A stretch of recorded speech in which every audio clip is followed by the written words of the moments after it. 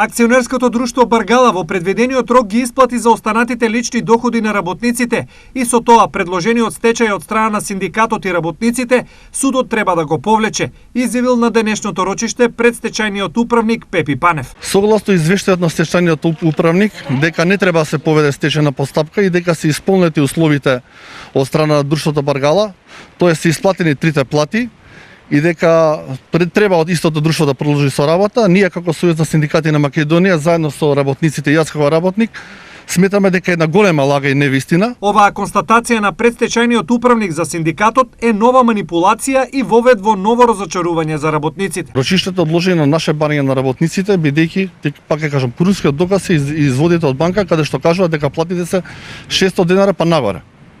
А тоа за нас не се плати, бидејќи законот убаво кажува минималната плата е 15.200 денара. Новото рочиште во случајот Баргала е закажано за 9 септември и веројатно тогаш судот ќе одлучи чија вистина ќе ја земе во предвид. Постапувајќи по предлогот за поведување на стечајна постапка над имотот на должникот Баргала АД Штип, заведена во Основен суд Штип на ден 2 септември, стечајниот судија одржа рочиште за испитување на условите за отворање на стечајна постапка.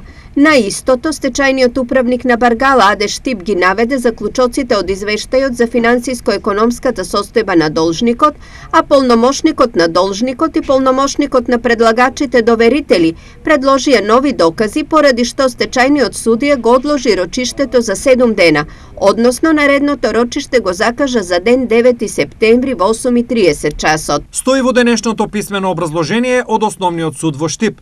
Исходот од денешното рочиште, исто како и претходното со доза на големо исчекување пред судската зграда, го чекаа 50 на некогашни работници на компанијата, кои и овој пат нескриено беа разочарани. Ако некој може да живее со 629 денара и со 5000 денара, нека повели.